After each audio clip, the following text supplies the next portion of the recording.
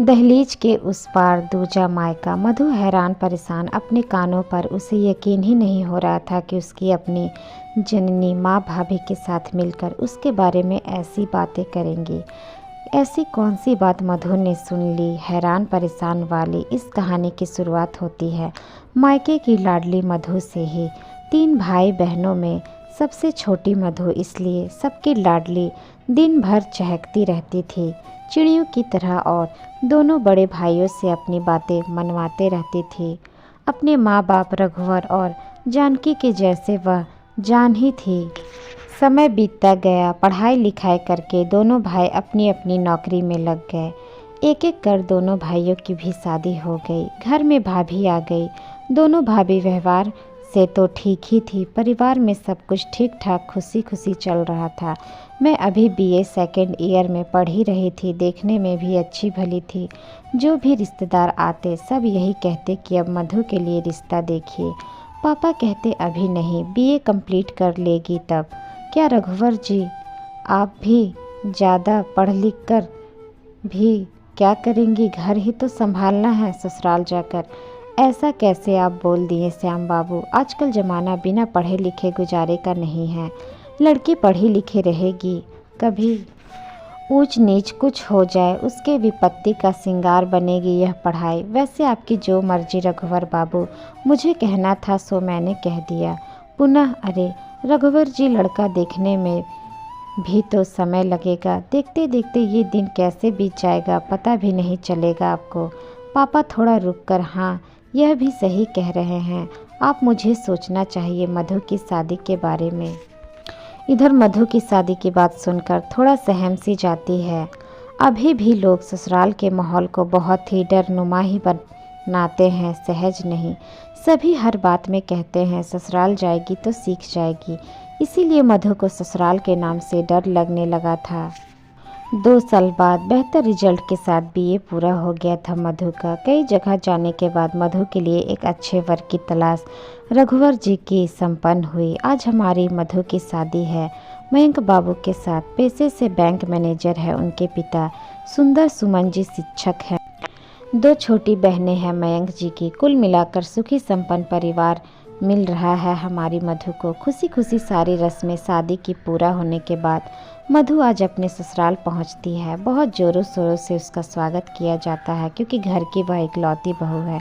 मधु की सासू माँ बहुत ही सुंदर से बहू का स्वागत करती है। सारी रस्में ससुराल की होने के बाद बहू को अपने कमरे में ले जाते हुए मयंक की माँ रेती जी से कहती है, मधु कोई भी दिक्कत हो तो बेहिचक मुझे कहना, मैं तुम्हारी माँ के समान नहीं माँ हूँ। ठीक है माँ जी। माँ जी नहीं, सिर्फ तुम्हारी माँ। दोनों बहनें एक साथ बोलती है। और फिर मेरी माँ, अरे तुम सब की माँ 2 बेटी थी, अब 3 हो गई मुझे।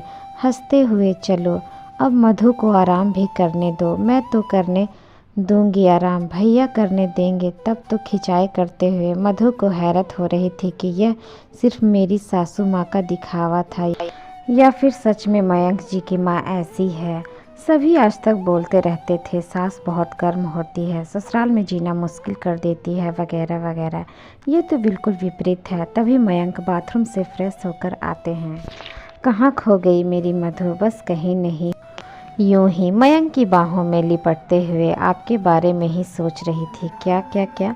अभी नहीं बताऊंगी, सो जाइए। दोनों सो जाते हैं। कल की नई सवेरे और नई उम्मीदों के साथ सुबह जब आंखें खुलती है मधु देखती है कि रेती जी सारा काम कर चुकी होती है। मधु, पहले तुम स्नान करके पूजा कर लो, फिर सभी साथ में नाश्ता करेंगे। जी ठीक है। मधु माँ, अपने मुझे जगाया क्यों नहीं? कुछ काम में हाथ बटा देती मैं भी। अरे बेटा, अभी तुम्हारे मेहंदी के रंग हैं, इसे आराम से रहने दो। ये रंग जितना लंबा चलेगा तुम लोगों का जीवन उतना ही सुखी रहेगा। मैं हूँ ना अभी, और कौन सा कहती हूँ कि तुमको नहीं करना है। मेरे बुढ़ापे का सहारा तुम ही तो बनोगी। 2-4 दिन इसी तरह बीत गए। मधु, मुझे मम्मी के यहाँ जाना है। कोई बात नहीं, रेती जी ने कहा। मयंक, मधु को जाओ मम्मी के यहाँ से घुमा लाओ। ठीक है माँ। जब मधु अपनी मम्मी के यहाँ जाती तो 1 सप्ताह 2 सप्ताह तक रुक जाती। यह बातें सुंदर सुमन जी को अच्छी नहीं लगती। हमेशा कहते कि आप बहू को सर पर चढ़ा दिए हैं। बेटी कहकर शादी के बाद इतना कोई मायके जाता है क्या? रेवती जी कहती है, अभी बच्ची है, ना समझ है, जब बाल बच्चे होंगे तो खुद ही जिम्मेदारी का एहसास होगा। 2 दिन में समझदारी आ जाएगी कि ससुराल ही उसका अपना घर है। अभी तो मैं हूँ ना घर देखने के लिए, बच्ची है, जाने दीजिए। धीरे धीरे समय अपनी गति से बीत गया। 5 साल बाद 2 बच्चों की माँ बन गई मधु। लेकिन फिर भी उसका आदत नहीं छूटा मायके जाने वाला। जब मन हो तब कोई बहाना बनाकर मायके चली जाती, बच्चे को अपनी माँ यानी रेवती जी पर छोड़ देती निश्चित। इधर मायके में दोनों भाभियों का इसका इतना बार बार आना जाना अच्छा नहीं लगता था, ना ही माँ को दोनों भाभियों के बीच मधु की वजह से हमेशा अनबन अच्छी लगती थी। इस बार मधु जब मायके आई मयंक जी के साथ, रात में तो सब ठीक था।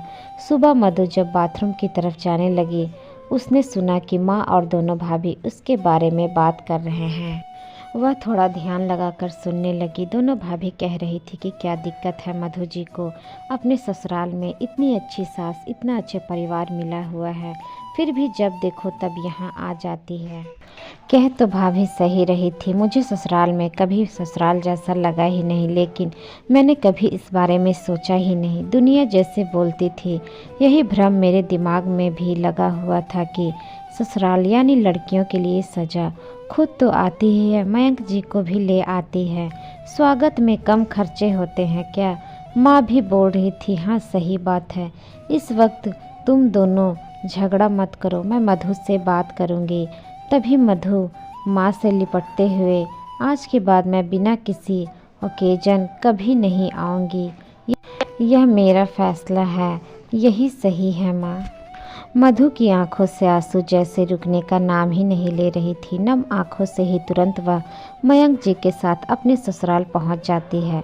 रेवती से लिपटकर फूट फूट कर रोने लगती है और कहती है, मेरा मायका छूट गया दहलीज के उस पार।